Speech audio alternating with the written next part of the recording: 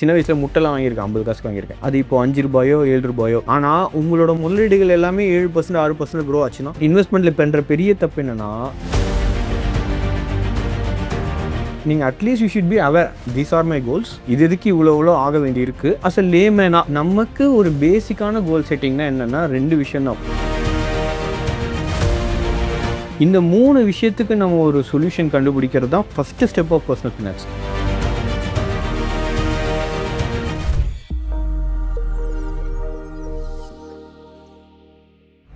Hello Zebu viewers, நான் உங்கள் விஜய் கண்மணி. இன்றைக்கி நம்ம கூட கான்வர்சேஷனில் chartered accountant and also full time trader தான் நம்ம கூட இணைஞ்சிருக்காங்க. So let's welcome Rosaria Raj. வணக்கம் சார். ஹாய், எப்படி இருக்கீங்க? நல்லா இருக்கேன் சார். நம்ம இன்னைக்கு டாபிக் வந்து பார்த்தீங்கன்னா பர்சனல் ஃபினான்ஸ் பற்றி தான் நம்ம பார்க்க போகிறோம். ஸோ பர்சனல் ஃபினான்ஸ்னு சொல்கிறப்ப நிறைய வேரியஸ் சப் கேட்டகரிஸ் அதுக்குள்ளே இருக்குது சார். ஆனால் பர்சனல் ஃபினான்ஸ் ஸ்டார்ட் பண்ணுறாங்கன்னா என்னென்ன விஷயங்களை பேசிக்காக அவங்க வந்து ஒரு டிக் மார்க் மாதிரி கொடுத்துக்கணும், அதுலேருந்து சொல்லலாம் சார். ஷூர். பர்சனல் ஃபினான்ஸ் வந்து முதல்ல நம்ம அது எப்படி நம்மளோட சேலரியை எப்படி பைசெக்ட் பண்ணிடலாம் அப்படின்றதுக்கு முன்னாடி சில பேசிக் டெக் மார்க்ஸ் இருக்குது. ஓகே. அதில் ரெண்டு நான் ப்ரிடாமினண்ட்டாக சொல்வேன், நிறையா இருக்குது. ஓகேங்களா. 2 ரொம்ப ஃபார்மோஸ்ட் இம்பார்ட்டன்ட் திங் வந்து ஃபஸ்ட்டு வந்து ஒரு எமர்ஜென்சி ஃபண்டிங்னு உங்களுக்கு தேவை. ஏன் எமர்ஜென்சி ஃபண்டிங் தேவைன்னா, பர்சனல் ஃபினான்ஸில் நம்மளோட லைஃப் ஸ்டைல் எங்கே அஃபெக்ட் ஆகும்னா சம் அன்ஃபார்ச்சுனேட் ஈவென்ட் நடக்குது. என்னென்ன அன்ஃபார்ச்சுனேட் ஈவென்ட் நடக்கலாம்? ஒன்று இந்த ஏஆரால் லே ஆஃப் நடக்கலாம். ஓகேவா. இல்லை நம்ம ஹெல்த் பாதிக்கப்படலாம். இல்லை பிரெட் வினருக்கு ஏதோ ஆகலாம், டிசபிலிட்டியோ இல்லை டெத்தோ. ஏதோ இந்த 3 விஷயம்தான் ஒரு குடும்பத்தை ரொம்ப அந்த லைஃப் ஸ்டைலே பாதிக்கக்கூடிய விஷயமா இருக்குது. இந்த 3 விஷயத்துக்கு நம்ம ஒரு சொல்யூஷன் கண்டுபிடிக்கிறது தான் first step of personal finance. அதுக்கப்புறமா தான் இந்த ரேஷியோ எவ்வளோ சேவ் பண்ணலாம், எவ்வளோ இஎம்ஐ கட்டலாம், எவ்வளோ இது பண்ணலான்றதெல்லாம் அப்புறம். ஸோ எமர்ஜென்சி ஃபண்டிங்கிறது பொறுத்த வரைக்கும் ஒவ்வொருத்தருக்கும் ஒவ்வொரு பெஞ்ச் மார்க் இருக்குது. பொதுவாக தம்புரூல் என்னென்னா, ஒரு 3 மாதத்துலேருந்து உங்களோட செலவு, மாத செலவு ஒவ்வொருத்தருக்கு எக்ஸ் அமௌண்ட் இருக்கும். அதில் ஒரு 3 months to 6 months of your monthly எக்ஸ்பென்ஸை நீங்கள் ஒரு பேங்க் அக்கௌண்ட்டில் சேவிங்காக வச்சுக்கிறது பெஸ்ட்டு. ஸோ எது நடந்தாலும் உங்களுக்கு அது ஏன்னா ஒரு 3 மாதத்துக்கு you can arrange some solution. Number 2, health insurance is must. Health insurance எல்லாருக்கும் போட்டுக்கிட்டாங்கன்னா ஒரு பெரிய டென்ட் பேங்க் சேவிங்ஸில் நடக்கிறதே ஹெல்த்னால தான். ஹாஸ்பிட்டல் பில் இட்ஸ் வெரி காஸ்ட்லினோ. Third thing is life insurance of course. So பிரெட் வினரோட விஷயம் உயிருக்கு எதாவது ஆச்சுன்னோ ஃபேமிலி வில் கெட் அஃபெக்டட். அதேமே நீங்கள் 3த்தையும் டிக் மார்க் பண்ணிட்டீங்கன்னா யுவர் பாதி கடல் நீங்கள் அட்லீஸ்ட் பர்சனல் ஃபினான்ஸில் தாண்டிட்டீங்கன்னா அர்த்தம்.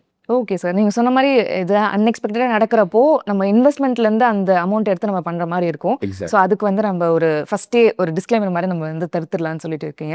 அண்ட் ஆல்சோ நம்ம வந்து ஹெல்த் இன்சூரன்ஸ் பற்றி பேசுகிறப்போ சார், இப்போ என்னோட கேள்வி என்னென்னா, இப்போ நிறைய பேர் வந்து ஃப்ரீலான்சிங்கோ இல்லை பிஸ்னஸோ அந்த மாதிரி நம்மளுக்கு வந்து நிறைய பேர் போயிட்டாங்க. ஸோ அப்படி இருக்கிறப்ப இப்போ ஆஃபீஸில் ஒர்க் பண்ணால் அவங்களே ஆஃபீஸ்லேயே வந்து இது போட்டு நம்ம இன்சூரன்ஸ் பண்ணிடுறாங்க. அப்படி இல்லாமல் ஃப்ரீலான்சிங் பண்ணவங்களுக்கும் பிஸ்னஸ் பண்ணவங்களுக்கும் எப்படி ஹெல்த் இன்சூரன்ஸ், அவங்க என்ன மாதிரி வந்து ப்ரீமியம் நிறைய விஷயங்கள் சொல்கிறாங்க, அது எப்படி நம்ம சூஸ் பண்ணுறது சார்? புரியுது, கரெக்ட். இது very very good question. Freelance பண்ணுறவங்களுக்கு கண்டிப்பாக அதுக்கு வி ஹாவ் டு டிஸ்கஸ். முதல்ல ஆஃபீஸ் நீங்கள் கேட்டிங்க இல்லையா, ஆஃபீஸில் எல்லாருக்குமே போட்டிருந்தா கூட ஓகே அது சஃபிஷியன்டான் ஒன் ஹேஸ் டு அனலைஸ். ஆஃபீஸில் எனவே இன்சூரன்ஸ் இருக்குது அப்படின்னு, ஏன்னா நிறைய பேர் வந்து அதை விட்டுடுவாங்க. இல்லாத அட்லீஸ்ட் பிஸ்னஸ் பீப்புளுக்காக தெரியும் நமக்கு இல்லை, நம்ம என்னென்ன போடணும்னு கொஞ்சம் தேடி ஆராய்ஞ்சு பெட்டராக போடுற வாய்ப்பு ஜாஸ்தி. ஆஃபீஸில் இருக்கவங்களுக்கு என்னென்னா மோஸ்ட்லி ஆஃபீஸ்லேயே போட்டுட்டாங்களேன்ற ஒரு அவேர்னஸ் இருக்கும். ஸோ அது சஃபிஷியண்ட்டாக இருக்கா, அவங்களுக்கு மட்டும் கவரேஜ் எவ்வளோ கவரேஜ், அவங்க ஃபேமிலிக்கு எவ்வளோ கவரேஜ், அது சஃபிஷியண்ட்டாக இருக்கான்றது தான் ஃபஸ்ட்டு ஸ்டெப். அவங்கள அதை பார்க்கணும். இதுக்கு ரொம்ப டைம்லாம் எடுக்காது. அவங்க ஒரு 4-5 பாலிசி எவாலுவேட் பண்ணி அடிஷ்னலாக ஆஃபீஸ்லேயே கூட கொஞ்சம் ப்ரீமியம் எக்ஸ்ட்ரா கொடுத்து ஆட் ஆன் பண்ணிக்கலாம். இல்லைனா they can source outside. இது வந்து ஆஃபீஸ் பீப்புளுக்கு. அவுட் சைட் வந்து ஜென்ரல் தம்புரூல் வந்து ஒரு இப்போதைக்கு ஹாஸ்பிட்டலைசேஷன் பில் வந்து ஒரு 10 lakhs அட்லீஸ்ட் ஒரு மிடில் கிளாஸ் ஃபேமிலிக்கு 10 lakhs அது கவரேஜ் இருந்ததுன்னா it's an optimum policy. There are policy which gives you unlimited coverage also. So ஒவ்வொரு பாலிசிலையும் சில பெனிஃபிட்ஸாக இருக்கும், சில இதெல்லாம் அந்த நான் கிளைமபிள் போனஸ்லாம் தரமாட்டாங்க, அந்த மாதிரி பாலிசிஸ் இருக்குது. சிலது எல்லாமே கவர் ஆகிருக்கும், பட் ப்ரீமியம் கொஞ்சம் ஜாஸ்தியாக இருக்கும். So one has to assess, அவங்களுக்கு எது தேவைன்னு அசஸ் பண்ணி ஒரு 10 lakhs ஒர்த் ஆஃப் பாலிசி போட்டு வைக்கிறது sufficient I believe. Okay. So நிறைய பேர் கமெண்ட்ஸ்லையுமே சொல்லியிருந்தாங்க, இப்போ ஃபோனுக்கு வந்து நம்ம ஒரு இன்சூரன்ஸ் போட்டால் கூட அதை வந்து கிளைம் பண்ண முடிய மாட்டுது, இல்லை இந்த மிஸ்டேக் வந்து இதில் வந்திருக்காது, நீங்கள் கரெக்டாக படிச்சிங்களா அப்படின்ற ஒரு விஷயம் இருக்குது. ஃபோனுக்கே அப்படின்னு சொல்கிறப்ப ஹெல்த்துக்குன்னே எதுக்கு நான் பே பண்ணணும், நான் வந்து மேபி சேவிங்கோ இன்வெஸ்டிங்கோ பண்ணுறேன், அதுலேருந்து நம்ம எடுத்துக்கலாம் அப்படின்ற ஒரு கண்ணோட்டம் இருக்குது. ஸோ அதுக்கு நீங்கள் என்ன சார் சொல்லுவீங்க? அது ரொம்ப ட்ரூ. ஏன்னா இப்போ ஒரு ஆஃபீஸில் இப்போ ஒரு 50 பேர் ஒர்க் பண்ணுறாங்கன்னு வச்சுக்கோங்களேன். அதில் எத்தனை பேருக்கு ஹெல்த் இன்சூரன்ஸ் கிளைம் பண்ண தெரியும்னு கேட்டிங்கன்னா ஹார்ட்லி ஒரு 3-4 பேராக தான் இருப்பாங்க. அவங்க 3-4 பேருமே ஒரு ரீசெண்ட் ஹாஸ்பிட்டலைசேஷன் சந்திச்சிருப்பாங்க. அவங்க அந்த கிளைம் ப்ராசஸ்லலாம் அண்டர்கோ பண்ணியிருப்பாங்க. ஸோ அதுவும் ஒரு பேனிக்கான மூமெண்ட் ஹாஸ்பிட்டலைசேஷன்ன்றது. ஸோ இதுக்கு வந்து ஓரளவுக்கு it's not a hard and fast science. So கொஞ்சம் டுவெல் பண்ணி நமக்கு எதெல்லாம் கவர் ஆகுது, எதெல்லாம் கவர் ஆகலை, எக்ஸிஸ்டிங் டிசீஸ் சில வருஷம் கவர் ஆகாது சில டிசீஸ். அவங்களுக்கு ஏன்னா எல்லாத்தையும் தெரிஞ்சுக்கணும்னு கூட அவசியம் இல்லை. அவங்களுக்கு இருக்கிற ப்ரீ எக்ஸிஸ்டிங் டிசீஸ் சில கவர் ஆகுமா ஆகாதா, அதுக்கு எக்ஸ்ட்ரா ப்ரீமியம் கொடுத்தா கவர் ஆகுமா. ஸோ இந்த மாதிரி அவங்களோட செல்ஃப் அசஸ்மெண்ட் பண்ணி கொஞ்சம் ஒரு கிரவுண்ட் ஒர்க் பண்ணி அதுக்கேற்ற பாலிசி போட்டு வச்சுட்டாங்கன்னா அந்த மாதிரி ஒரு எமர்ஜென்சி சுச்சுவேஷனில் ரொம்ப ஹெல்ப்ஃபுல்லாக இருக்கும். Okay sir. ஸோ இப்போ ஒரு 3 தம் ரூல்ஸ் மாதிரி இல்லைனா இந்த விஷயம் நீங்கள் வந்து ஹெல்த் இன்சூரன்ஸ் போடுறப்ப நீங்கள் அதை மைண்டில் வச்சுக்கணும் அப்படின்னா ஒரு 3 விஷயங்கள் சொன்னால் என்ன சார் சொல்வீங்க? 3 ஒன்று வந்து உங்களோட பர்சன்ஸ் ஆஃப் கவரேஜ், யார் யார் கவர் ஆகிறோம். உங்களுக்கு அப்பா, அம்மா, ஒய்ஃபு, குழந்தைங்க இவங்க எல்லாருமே கவர் ஆகணும்னா எல்லாருமே கவர் ஆகிருக்காங்களா, என்னென்ன இதில் கவர் ஆகிருக்காங்க, persons who are all included excluded, okay அது ஒன்றுன்னு சொல்லலாம். இன்னொன்று வந்து பாலிசி அமௌண்ட், எவ்வளோ டோட்டல் கவரேஜ், ஓகேவா, நம்ம எவ்வளோ மினிமமாக இருக்கணும். அதுதான் 10 lakhsன்றது ஒரு சஃபிஷியண்ட்டான. ஏன்னா நீங்கள் வந்து யூ ஹேவ் டு பேலன்ஸ் அரஸ் unlimited coverage also like a side. ஆனால் ப்ரீமியம் ஜாஸ்தியாக இருக்கும். ஓரளவுக்கு ப்ரீமியமும் உங்களுக்கு கரெக்டாக வரணும் அப்படின்னு நினச்சிங்கன்னா 10 lakhs worth of policy is giving you 20,000 premium per ஆட் அதிலே கிடச்சிடும் நமக்கு. ஸோ அட்லீஸ்ட் அந்த பாலிசியாவது நம்ம போகிறது பெட்டர். Okay sir. தேர்டாக என்ன சார் சொல்லுங்கள்? அப்புறம் தேர்டுன்னா இதுதான் நான் முன்னாடி சொன்ன மாதிரி ப்ரீ எக்ஸிஸ்டிங் டிசீஸ் இருக்கு இல்லையா, நமக்கு சில டிசீஸ் ஆல்ரெடி இருக்கும். நமக்கே தெரியாது. நமக்கு தெரியாதுன்றது கூட ஓகே, நமக்கு தெரிஞ்சும் அந்த ஃபார்மில் ஃபில் பண்ணாமல் இருப்போம். அவங்க எந்த அளவுக்கு ஆகும்னா சம்டைம்ஸ் நீங்கள் போய் கிளைம் பண்ணும்போது உங்களுக்கு பண்ண ப்ரொசீஜருக்கும் அதுக்கும் ரொம்ப ரிமோட் லிங்கேஜ் கூட இருக்கலாம். ஆனால் நீங்கள் இதை டிஸ்க்ளோஸ் பண்ணலை அப்படின்னு சொல்லி உங்கள் என்டையர் கிளைமே அவங்க இது பண்ண வாய்ப்பு இருக்குது. ஸோ முடிஞ்ச அளவு ஹானஸ்ட்டாக உங்களுக்கு என்னென்ன இருக்கோ அதெல்லாம் பாலிசியில் டிக்ளேர் பண்ணிட்டீங்கன்னா மோஸ்ட்லி எல்லாம் என்ன ஆகும்னா 2 years கழிச்சு கவரேஜ்னு ஆகிடும். நம்ம நிறைய வருஷம் இன்சூரன்ஸ் கட்டிகிட்டே இருந்தால் இருந்திருப்போம், ஓகேவா. ஆனால் இது டிக்ளேர் பண்ணாதனால 5வது வருஷம் நம்ம போய் பண்ணும்போது கூட நீங்கள் டிக்ளேர் பண்ணல டிஸ்குவாலிஃபை பண்ணுவாங்க. ஸோ அந்த மாதிரி இந்த 3 முக்கியமான விஷயம் நீங்கள் அட்ரஸ் பண்ணிக்கிட்டீங்கன்னா இட் சஃபிஷியன்ட் எப்லி. ஸோ இந்த term insurance and emergency fund பற்றி நீங்கள் சொல்லிட்டு இருக்கீங்க சார். அதே மாதிரி இன்னொரு விஷயம் பார்க்குறப்போ இப்போ நம்மளுக்கு சேலரி வந்தால் கரெக்டாக நம்மளோட வந்து நீட்ஸ் எல்லாமே நம்மளுக்கு பூர்த்தி பண்ணுறவங்களுக்கு தான் நமக்கு சேலரியே வருது. இதில் எங்கே நான் சேவ் பண்ணுறது, எங்கே இன்வெஸ்ட் பண்ணுறது மாதிரி ஒரு கேள்விக்குறி இருக்குது. ஸோ அதுக்கு நம்ம எப்படி வந்து அதை பட்ஜெட் பண்ணி கரெக்டாக திட்டமிடணும் சார்? ஓகே, இதில் வந்து ரேஷியோஸ் மாறுபடும், சரிங்களா. இப்போது நீங்கள் ஒரு சே ஃபார் எக்ஸாம்பிள் ஒரு 1 lakh சேலரி அப்படின்னு வச்சுக்கோங்க. It depends on 30,000 to 1 lakh is our general corporate people salary. 1 lakhனா அதில் வந்து ஜென்ரல் தம் ரூல் வந்து 50-30-20 சொல்லுவாங்க, சரிங்களா. உங்களோட 50% off your salary whether you like it or not உங்களோட டெய்லி ரொட்டீனுக்கு போயிடும். Grocery, you will have a housing loan, EMI, கிட்ஸோட ஸ்கூல் ஃபீஸ், இதுக்கு எல்லாமே போயிடும். இதுக்கு போன பிறகு at least 30% you should save. Okay, அதுதான் அடுத்த. மீதி இருக்கிற 20% உங்களோட wants, that is needs and wants. Needs is what your 50%. Wants நீங்கள் ஒரு வெக்கேஷன் போகிறீங்க, ஏன்னா அதுவுமே லைஃப்பில் there is that part also you have to tick mark and travel along. So அதுக்கு ஒரு 20%. அந்த இந்த 20% எமர்ஜென்சி ஃபண்டிங்காக இருக்கட்டும், இல்லை ஏதோ வெக்கேஷனாக இருக்கட்டும், அதெல்லாம் நீங்கள் பிளான் பண்ணிக்கலாம். 30% you have to plan for your investment. Okay, இது ஹவு டு டூ திஸ், இதெல்லாம் பட்ஜெட் பண்ணி பண்ணாலுமே என்ன ஆகும்னா கண்டிப்பாக உங்களுக்கு கையை கிடைக்கும் எங்கேருந்தாவது. You will juggle between the buckets. So one of the solution is first நீங்கள் உங்கள் செலவு பண்ணது போக இருக்கிற பணத்தை சேர்த்து வைக்காதீங்க, சரியா. சேவிங்க்குன்னு ஒரு பணத்தை ஒரு கேக் எடுத்து ஃபஸ்ட்டே சேவிங்ஸில் நீங்கள் it can be SIP method or you can, எஸ்ஐபின்றது ஒரு ஆட்டோமேஷன் டூல் தான். மாதம் தொடக்கத்தில் you can invest in some form. This 30% நீங்கள் எடுத்து வச்சுட்டு மீதி இருக்கிற பணத்தை செலவு பண்ணிங்கன்னா ஐ திங்க் அது ஒரு டிசிப்ளினாக இருக்க வாய்ப்பு இருக்குது. ஓகே, ஸோ அதே மாதிரி இப்போ இன்வெஸ்டிங் பற்றி வரப்போ இந்த short term goals, long term goals, medium goals அப்படின்னு நம்மளுக்கு சொல்லுவாங்க சார். ஸோ இதெல்லாம் என்னென்ன, எப்படி நம்ம வந்து கேட்டகரைஸ் பண்ணுறது, நம்மளோட கோல்ஸ் இப்போ எதில் வந்து நோக்கி போகிறத வந்து எப்படி நம்ம ஐடென்டிஃபை பண்ணுறது? இதில் நீங்கள் வந்து ஒரு பெரிய இன்வெஸ்ட்மெண்ட் ஃபோம் கிட்ட கேட்டிங்கன்னா அவங்க டெக்னிக்கலாக ஒரு பெரிய ஒரு 20 பக்கம் ரூல்ஸே வச்சுருப்பாங்க, ஓகேவா. இன்வெஸ்டர் ஸ்கீம்ன்ட்டு உங்களை பற்றி ஃபுல்லாக ஸ்டடி பண்ணுவாங்க. உங்களோட சைக்காலஜி எப்படி, உங்களுக்கு எத்தனை குழந்தைங்க, நீங்கள் எப்போ ரிட்டையர் ஆகிறன்னு நினைக்கிறீங்க, உங்கள் குழந்தைங்க எப்போ ஸ்கூல் காலேஜ் போக போகிறாங்க, அதுக்கு நீங்கள் என்ன மாதிரி காலேஜ் நீங்கள் எடுக்கிறீங்க, அது எவ்வளோ ஃபீஸ் ஆகும், உங்களோட ஆனுவல் வெக்கேஷன் எவ்வளோ, இது எல்லாத்தையும் அனலைஸ் பண்ணி பக்காவாக பண்ணுறது ஒரு இன்வெஸ்ட்மெண்ட் ஃபோம் பண்ணும், ஓகேங்களா. பட் நம்ம அஸ் அ லேமேனாக நமக்கு ஒரு பேசிக்கான கோல் செட்டிங்னா என்னன்னா 2 விஷயம் தான் நம்ம நாட்டில். ஒன்று படிப்பு, இல்லை பசங்களோட கல்யாணம், நம்மளோட ரிட்டையர்மெண்ட். இதுதான் உங்களோட கோல்ஸாக இருக்கும் பேசிக்காக. ஸோ நீங்கள் அதுக்கு என்னென்ன ஓரளவுக்கு தோராயமாக தெரியும். நம்ம வீட்டில் ஆல்ரெடி ஹவுஸ் ஃபினான்ஸ் என்ன பண்ணுவாங்க மதர்ஸ்லாம், பொண்ணு குழந்தையாக இருந்தால் நகை சேர்க்க ஆரம்பிப்பாங்க. ஸோ இது எல்லாமே பார்ட் அண்ட் பார்சல் ஆஃப் நம்ம ஃபேமிலியில் இருக்கிறது தான். அதை இன்னும் நீங்கள் பிளான் பண்ணி பெட்டர், அது எல்லாமே என்னென்னா இந்த 30% சேவிங்ஸ் சொன்னீங்க பார்த்தீங்களா, உங்கள் கோல்ஸ்க்கு ஏற்ற மாதிரி தான். நீங்கள் கோல்ஸ் ஹையாக வச்சுட்டு இந்த 30% அலோகேஷன் பார்த்தாம இருக்கலாம். சரியா? ஸோ உங்கள் கோல் செட்டிங் நீங்கள் ஓரளவுக்கு ஒரு கம்யூனிகேட்டிவாக பண்ணிட்டீங்கன்னா அதுக்கேற்ற மாதிரி அக்ரெசிவாக நீங்கள் சேவிங்ஸ் பண்ணுறதா இருக்கட்டும், இன்வெஸ்ட்மெண்ட் பண்ணுறதா இருக்கட்டும். இன்வெஸ்ட்மெண்ட்டில் எங்கெங்கே பண்ணலாம் அது செப்பரேட் டாபிக். ஸோ இதெல்லாமே பண்ணிட்டே வந்தீங்கன்னா I think your goal will be achieved. It's a very very personal thing. யார் யாருக்கு என்னென்ன கோல்ஸ் வாண்ட்ஸ்ன்றது இட்ஸ் டிஃப்ரெண்ட். பட் நீங்கள் at least you should be aware, these are my goals, இதுக்கு இவ்வளோ ஆக வேண்டி இருக்கு, நான் அதுக்கு நான் இப்போ இருந்து மாதம் அலோகேட் பண்ணுறேன்றது அவேர்னஸ் இருந்ததுனால you somewhere will reach that story. Sir இப்போ நீங்கள் சொன்ன மாதிரி இப்போ இந்த லாங் டேர்ம் கோல்ஸோ எஜுகேஷனோ கல்யாணமோ அப்படின்ற இருக்கிற அதுவும் தாண்டி இப்போ குட்டி குட்டி கோல்ஸ் இருக்கும். மேபி ஒரு கார் வாங்குறது அப்படின்னு சொல்லிட்டு சின்ன சின்ன கோல்ஸுமே அக்குமுலேட் ஆயிருக்கும். ஸோ இது எல்லாமே ஹோல்சமாக ஓகேன்னு சொல்லிட்டு ஒரு விஷயத்துலேயே நம்ம வந்து இன்வெஸ்ட் பண்ணலாமா, இல்லைன்னா அதை எப்படி வந்து கேட்டகரைஸ் பண்ணி நம்ம இன்வெஸ்ட் பண்ணுறது சார்? இன்வெஸ்ட்மெண்ட்டை எப்படி பைசெக்ட் பண்ணணும், long term goal short term கோல்னு எப்படி பைசெக்ட் பண்ணணும். ஸோ ஒன்று வந்து டென்யூர் தான். ஸோ எது உங்களுக்கு லாங் டேர்ம் ஷார்ட் டேர்ம்ன்றது அது உங்களை பொறுத்து தான். So if you have some needs, உங்கள் குழந்தைக்கு இன்னொரு 5 வருஷத்தில் கல்யாணம் போகுதுன்னா இட்ஸ் அ ஷார்ட் டேர்ம். இல்லை 20 வருஷம் கழித்து அவங்க ஒரு காலேஜ் ஸ்டே போகிறோம் அப்படின்னா இட்ஸ் அ லாங் டேர்ம். சில பேருக்கு ஷார்ட் டேர்ம் லாங் டேர்ம்னு இருக்கும். பட் பேசிக்கலி நம்மளோட இன்வெஸ்ட்மெண்ட்டை if it is a well diversified investment அப்படின்னா நம்ம பொதுவாகவே அப்படி தான் பிளான் பண்ணுவோம். வெல் டைவர்சிஃபைடு இன்வெஸ்ட்மெண்ட்னா அதில் வந்து லிக்விடாக சில அசட்ஸ் இருக்கும், இண்டெக்ஸில் சில ஃபண்ட் போட்டிருப்போம். ஸோ அந்த அலோகேஷன்ஸ் நமக்கு இருக்கும். சிலது வந்து எப்படி போட்டிருப்போம்னா அக்ரெசிவ் ஈக்விட்டி போட்டிருப்போம். ஸோ நீங்கள் அக்ரெசிவ் ஈக்விட்டி வந்து it will B highly volatile. உங்களுக்கு ஷார்ட் டேர்ம் கோல்ஸுக்கு எடுத்து நீங்கள் அந்த அக்ரெசிவான போர்ட்ஃபோலியோவை நீங்கள் கட் பண்ணி ஷார்ட் டேர்ம் கோல்ஸுக்கு நீங்கள் கொடுக்கக்கூடாது. ஸோ அதனால தான் இட்ஸ் வெல் டைவர்சிஃபைட் போர்ட்ஃபோலியோ இருந்ததுன்னா we can easily plan can allocate the assets accordingly. Short டேர்முக்கு ஏற்ற மாதிரி we can liquidate that. Long டேர்முக்கு anyway all the index funds, index நிஃப்டின்ற இண்டெக்ஸில் இன்வெஸ்ட் பண்ணுறது எல்லாமே generally long term. Okay sir. So we can plan for the long term goals also. Okay sir. இப்போ for example இப்போ ஒரு person நம்ம எடுத்துக்கிறோம், இன்னும் ஒரு 2 இயர்ஸில் அவங்க வந்து கார் வாங்கணும்னு நினைக்கிறாங்க. அதே மாதிரி இன்னொரு 5 இயர்ஸில் ஒரு வீடுக்கான அந்த இனிஷியல் டவுன் பேமெண்ட் வாங்கணும்னு நினைக்கிறாங்க. தேர்ட் வந்து அவங்களோட சைல்டோட மேரேஜ். ஸோ இந்த 3 விஷயம் இன்னும் அது 10 இயர்ஸ் நடக்க போகுது. ஸோ இப்போ இந்த மூணு கோல் தான் என்னோட மெயினான கோல்ஸாக இருக்கிறப்போ நான் எப்படி என்னோட போர்ட்ஃபோலியோ வந்து இதுக்கேற்ற மாதிரி கிரியேட் பண்ணணும்? ஆக்சுவலி ப்ராக்டிக்கலாக அப்படி யாரும் பண்ணுறதில்ல.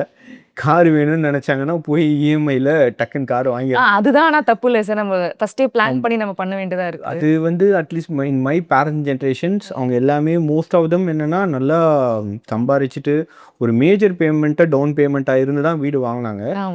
நிறைய பேர் இன்னும் எங்கள் தாத்தா பீரியடில் பார்த்தீங்கன்னா அவங்களாம் வீடு மொத்தமாக அவங்க இருக்கிற காசு வச்சு தான் வாங்கினாங்க. ஸோ இப்போ வந்து என்ன பண்ணுறாங்கன்னா ஜஸ்ட் அவங்களுக்கு ஈஸிலி ஆக்சசபிள் இருக்கிறதுனால இஎம்ஐ காருக்கோ வீடுக்கோ வாங்கிடுறாங்க.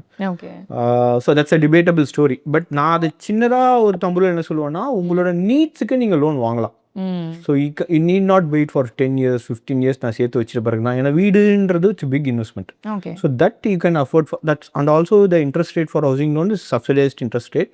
It will be from somewhere 7 to 8% max. Interest ரேட்டும் கம்மியாக இருக்கிறதுனால அதுக்கு வந்து நீ can go for an loan and you can do an EMI. Otherwise நீங்கள் உங்கள் இப்போ வந்து மொபைலே இஎம்ஐயில் வாங்குறாங்க. எம்ஆர்பின்றதை விட பெர் மந்த் இஎம்ஐன்ற ரேட்டு தான் காட்டுறாங்க. நீங்கள் போய் அது ஷோரூமில் பார்த்தீங்கனாலே பெர் மந்த்துக்கு எவ்வளோ, ஏன்னா அது இஎம்ஐ அப்போ தான் அட்ராக்டிவாக இருக்கும். iPhone 8,000 போட்டிருப்பாங்க, பார்த்தா it will B per month 1 year இஎம்ஐயாக இருக்கும். ஓகேவா? ஸோ அதெல்லாம் தப்பு. சரிங்களா? ஸோ நீங்கள் வந்து நீட்ஸுக்கு லோன் போகலாம், வாண்ட்ஸுக்கு லோன் போகாமல் ஓரளவுக்கு சேர்த்து வச்சு வாங்குறது தான் கரெக்டாக இருக்கும். இது வந்து ஒரு ஹார்ட் ஃபாஸ்ட் நம்பராக கொடுக்கறது it depends on person to person. Okay. So இந்த இஎம்ஐ லோன்ஸ் நீங்கள் சொன்ன மாதிரி அது வந்து இன்னெவிட்டபிளாக ஆகிடுச்சு. எல்லாட்டுமே ஏதோ ஒரு லோனோ ஏதோ ஒன்று கட்டிட்டு இருப்பாங்க. ஸோ அப்படி இருக்கிறப்ப அவங்க தான் நிறைய மாற்ற மாதிரியும் இருக்குது சார். ஒரு 5 years வேறு வழியே இல்லாமல் இதிலே நம்ம ஸ்டக் ஆகிற மாதிரியோ லோன்ஸ்க்கு வந்து இஎம்ஐ பே பண்ணுறது, நிறைய பேர் வந்து 50,000 மேலெலாம் இஎம்ஐ பே பண்ணுறது அந்த மாதிரி மாட்டிருப்பாங்க. ஸோ இஎம்ஐ லோன்ஸ்ன்னு போகிறதுக்கு முன்னாடி இந்தந்த விஷயம்லாம் நம்ம வந்து மைண்டில் வச்சுக்கணும் அப்படின்னா ஒரு ஏதாவது செக்லிஸ்ட் மாதிரி சொல்ல முடியுமா? அதான் நம்ம ஃபஸ்ட்டு நம்ம சில டிசிப்ளின் வச்சுருந்தோம் பார்த்தீங்களா, நம்ம அந்த நம்மளோட சேலரியிலே அலோகேட் பண்ணுறதுன்ட்டு. அலோகேட் பண்ணும்போது என்ன சொல்லியிருந்தோம்னா 50% தான் உங்களோட டோட்டல் மந்த்லி ரெக்கரிங் எக்ஸ்பென்ஸாக இருக்கணும். உங்களோட சேலரி இன் த சென்ஸ் நீங்கள் உங்கள் கல்யாணம் இருந்தால் நீங்கள் உங்கள் ஸ்பௌஸ் அவங்க 2 பேரோட சேர்த்து அமௌண்ட்டு தான் நம்ம பற்றி பேசுகிறோம். அந்த 50%க்குள்ளேயே உங்களோட எல்லா இஎம்ஐஸும் வந்துடணும். ஓகே. ஓகேவா? நீங்கள் கழுத்துன்னு இருக்கிற மாதிரி 60-70% ஆஃப் யுவர் டோட்டல் உங்கள் 2 பேரோட ஏர்னிங்ஸ் இஎம்ஐயாகவே போச்சுன்னா then you can plan for emergency funding or you can plan for savings investment எதுவுமே பண்ண முடியாது. ஸோ 40-50% தான் மேக்ஸிமமாக இருக்கணும். உங்கள் இஎம்ஐ கிடையாது, உங்களோட மாதம் மொத்தம் செலவு இஎம்ஐ எல்லாத்தையுமே இன்க்ளூட் பண்ணி. ஸோ அதுக்கேற்ற மாதிரி you can design accordingly. Sir இப்போ நீங்கள் சொல்கிறப்பே சொல்லியிருந்தீங்க 50%க்குள்ளே நம்மளோட நீட்ஸும் அடங்கிடணும், லோன்ஸுமே அடங்கிடணும்னு. ஆனால் இப்போ இது நீங்கள் சொல்கிறதுபடி பார்த்தா நம்ம பட்ஜெட் பண்ணால் தான் நமக்கு தெரியுமே, ஓ 50%க்குள்ளே அடங்குதா இல்லையன்றது. ஸோ அந்த பட்ஜெட்டின்ற ஒரு விஷயம் வந்து எவ்வளோ முக்கியம், அதை வந்து ஏன் பண்ணணும்னு நினைக்கிறீங்க?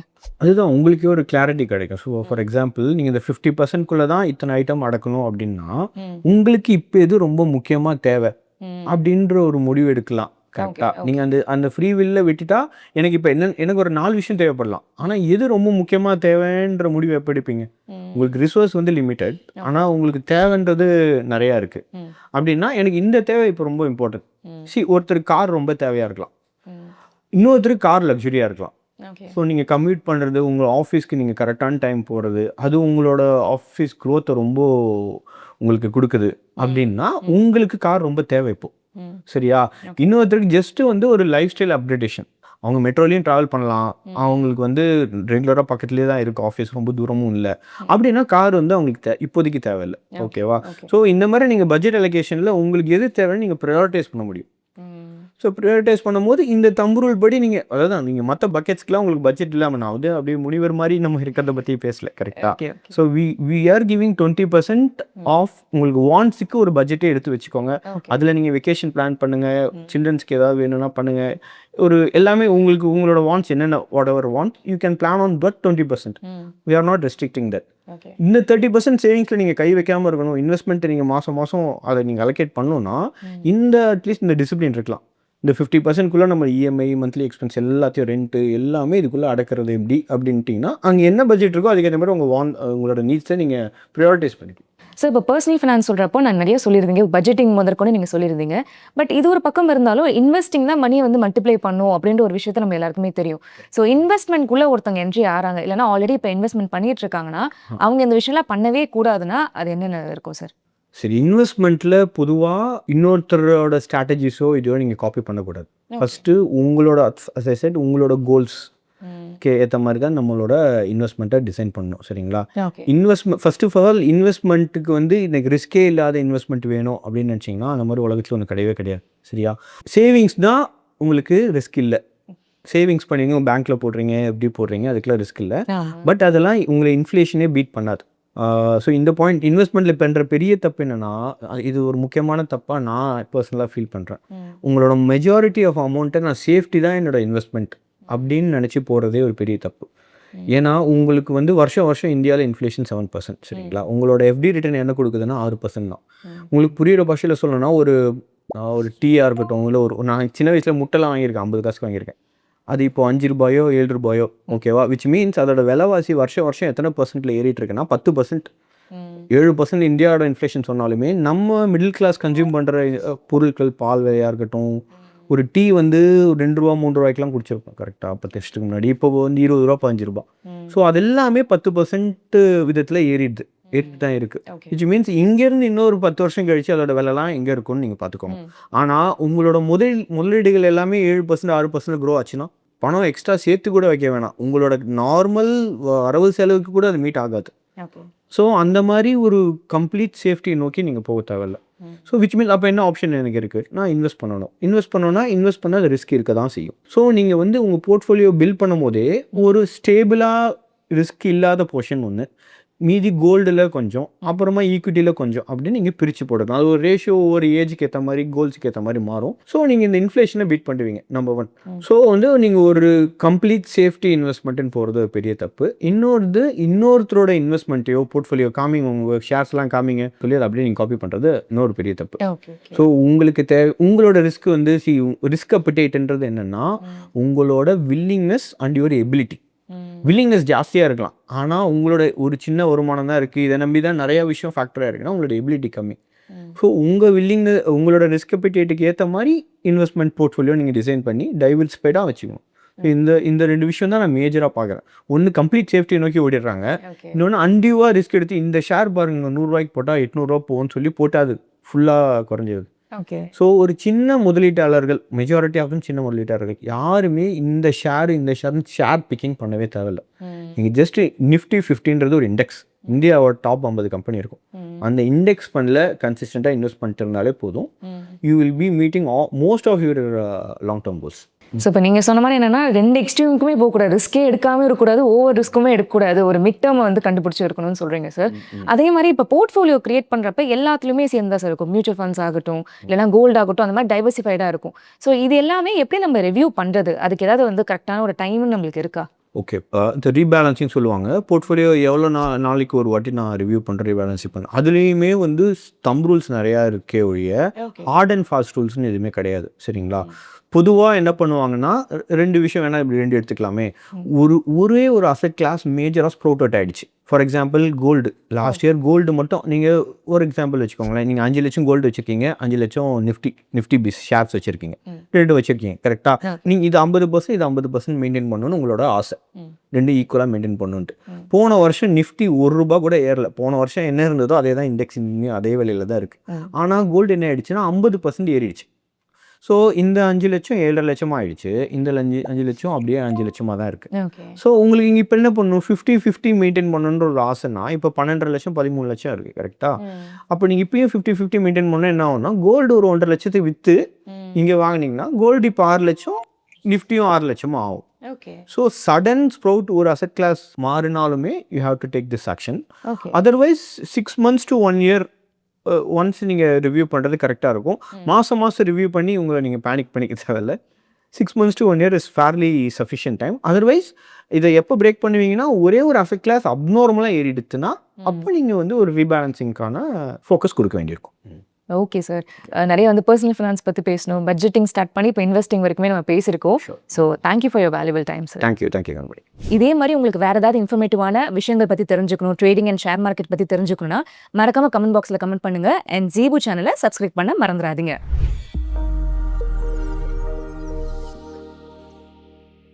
Investment in security markets are subject to market risk. Read all the related documents carefully before investing.